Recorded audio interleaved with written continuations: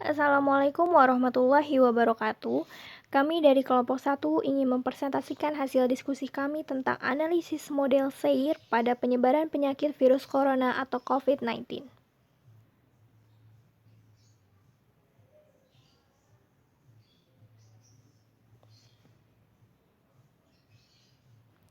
Dengan anggota kelompok 1 yaitu yang pertama Kurnia Rahmi, yang kedua Andini Gita Oktaviani, dan yang terakhir Dela Isna Amatillah.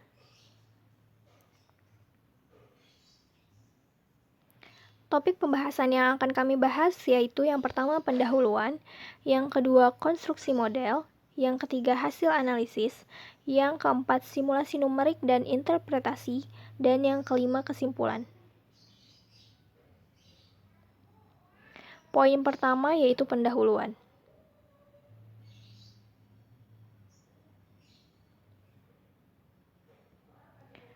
Menurut WHO atau World Health Organization, virus corona dapat menyebabkan penderitanya mulai dari flu ringan hingga yang lebih parah infeksi pernafasan seperti MERS-CoV dan SARS-CoV. Virus corona bersifat zoonosis di mana penyakit ini dapat menular antara hewan dan manusia. Saat ini, virus corona muncul di Cina Desember 2019 dan memicu wabah yang menyebar luas ke berbagai negara sehingga WHO mendeklarasikan virus corona atau yang dikenal dengan COVID-19 sebagai pandemi global. Adapun istilah yang sering kita dengar saat membahas COVID-19 seperti ODP, PDP, suspek, dan OTG.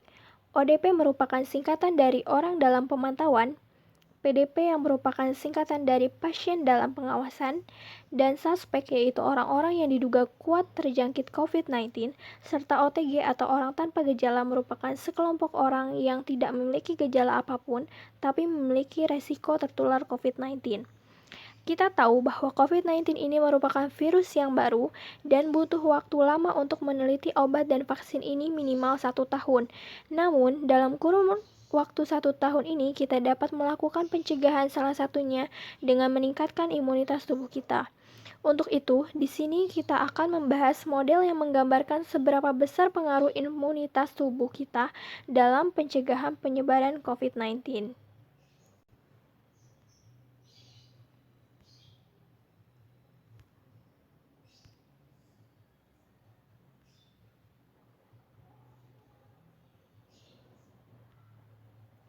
Gejala virus corona serupa dengan gejala flu. Secara umum, terdapat 3 gejala umum virus corona, di antaranya demam dengan suhu tubuh di atas 38 derajat Celcius, batuk kering, dan sesak napas. Adapun beberapa gejala lain infeksi virus corona yang bisa muncul, walaupun lebih jarang, di antaranya diare, sakit kepala, ruam di kulit, hilangnya pengecap bau dan rasa, dan konjungtivitis. Gejala COVID-19 ini dapat muncul 2 hari hingga 2 minggu setelah penderita terpapar virus corona. Poin kedua yaitu konstruksi model. Pada model yang kami buat, diperlukan asumsi-asumsi sebagai berikut. Yang pertama, seseorang yang termasuk OTG atau orang tanpa gejala diasumsikan dapat terinfeksi karena memiliki gejala yang ditimbulkan virus COVID-19 atau tidak terinfeksi karena gejala yang ditimbulkan bukan virus COVID-19. Yang kedua, kesembuhan penyakit COVID-19 diasumsikan permanen. Dan yang ketiga, imunitas tubuh dapat mempengaruhi pencegahan terjangkitnya virus COVID-19 dengan laju infeksi yaitu beta dan tingkat imunitasnya yaitu alfa yang saling bebas.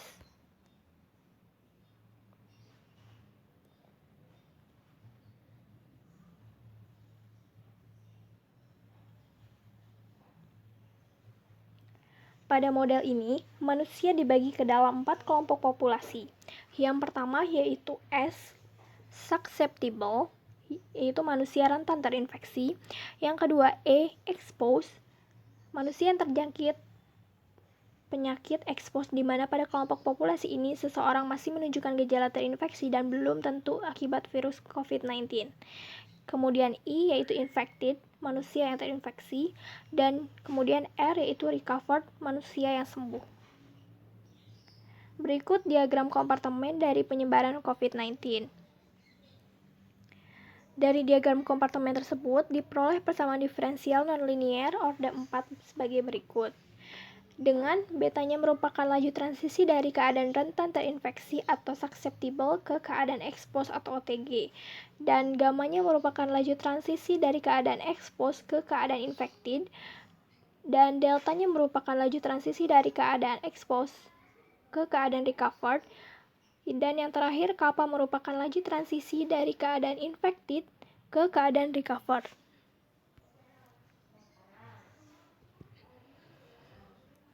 Poin ketiga yaitu hasil analisis.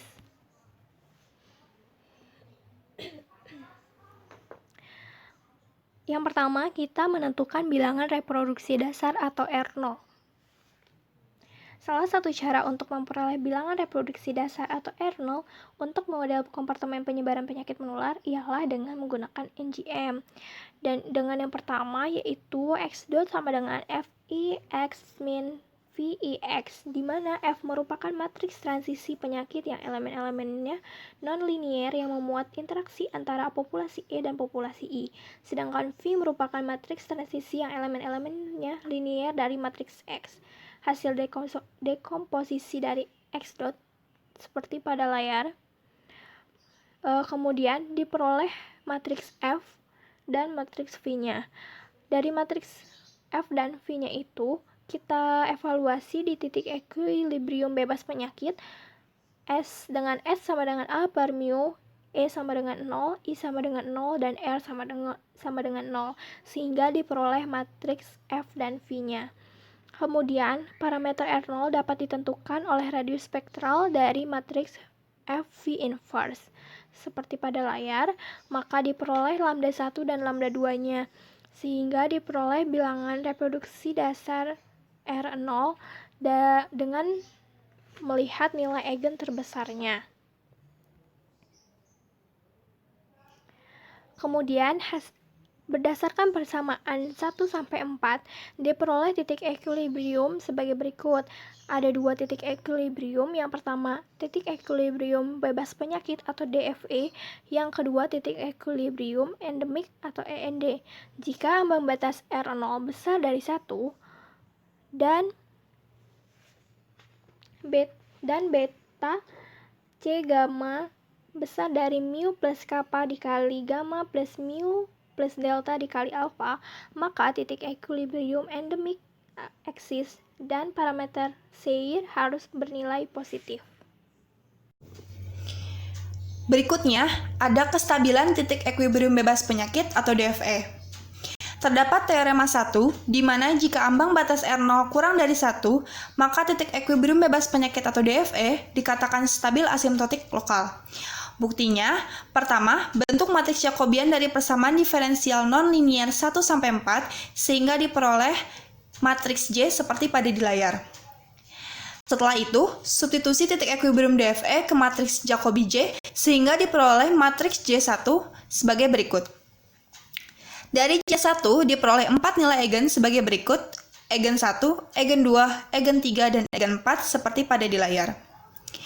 Dapat terlihat bahwa nilai eigen 3 dan 4 bernilai negatif, serta untuk nilai eigen 1 dan 2 bernilai negatif jika ambang batas R0-nya kurang dari 1.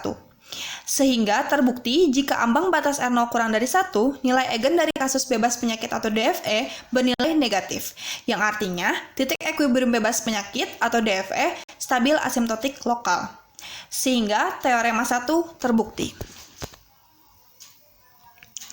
Berikutnya ada kestabilan titik equilibrium endemik atau END. Terdapat teorema 2, di mana jika ambang batas R0 lebih dari 1, maka titik equilibrium endemik atau END dikatakan stabil asimptotik lokal. Buktinya, pertama, bentuk matriks Jacobian dari persamaan diferensial non-linier 1-4, sehingga diperoleh matriks J seperti pada di layar. Selanjutnya, substitusi titik equilibrium END ke matriks Jacobi J, dan selanjutnya lakukan penyederhanaan seperti berikut. Sehingga diperoleh matriks J1B seperti pada di layar. Berikutnya, mencari persamaan karakteristik dari matriks J1B diperoleh A0 lambda pangkat 4 ditambah A1 lambda pangkat 3 ditambah A2 lambda pangkat 2 ditambah A3 lambda ditambah A4 sama dengan 0. Lakukan penyederhanaan dan substitusi bilangan reproduksi dasar atau R0 ke persamaan karakteristik P, sehingga diperoleh A1, A2, A3, dan A4 seperti pada di layar. Ketika R0 lebih dari 1, yang mengakibatkan A1, A2, A3, dan A4 bernilai positif. Sehingga dengan menggunakan kriteria Roth-Ruiz diperoleh sebagai berikut. Jika disubstitusikan ke dalam hasil B1, B2, C1, D1, maka didapatkan keseluruhan positif jika dan hanya jika R0-nya lebih dari 1. Oleh karenanya, dengan kriteria Roth terbukti persamaan karakteristik di atas memiliki akar-akar yang stabil. Sehingga teorema 2 terbukti.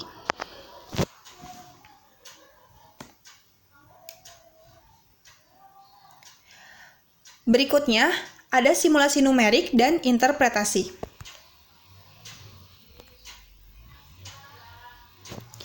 Pada bagian ini akan diperlihatkan hubungan antara laju infeksi dengan imunitas berdasarkan parameter threshold R0. Hubungan tersebut terlihat dalam gambar berikut.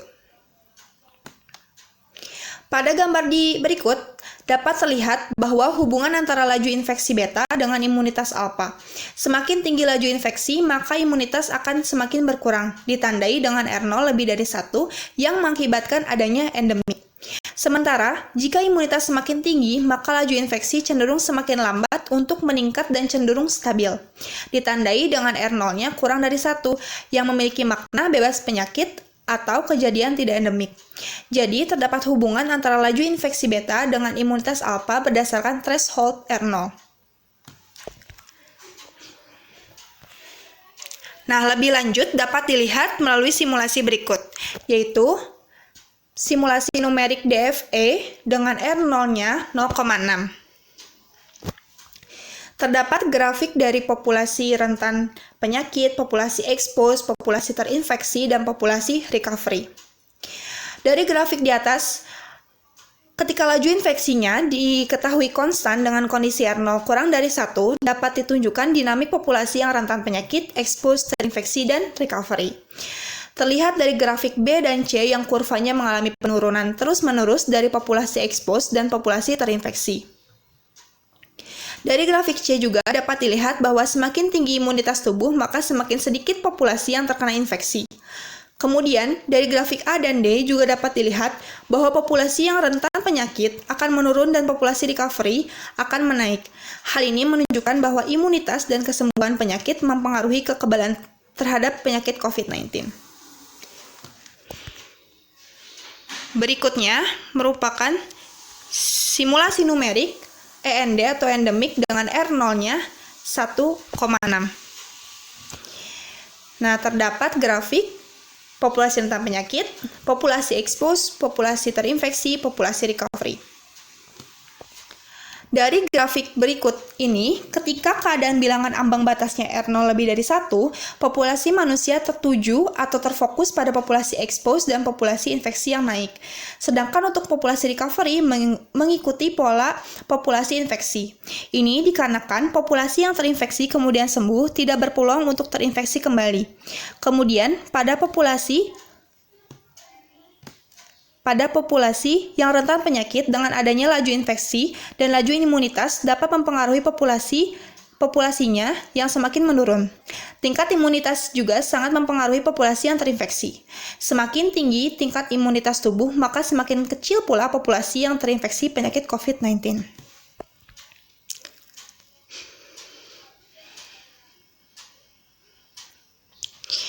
Berikut ada kesimpulan.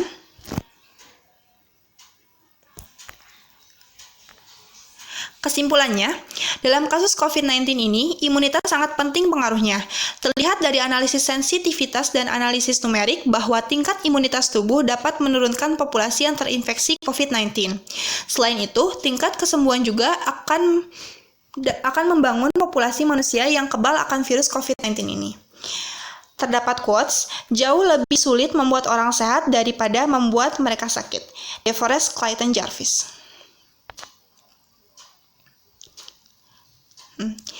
Sekian pemaparan hasil diskusi dari kelompok 1. Wassalamualaikum warahmatullahi wabarakatuh.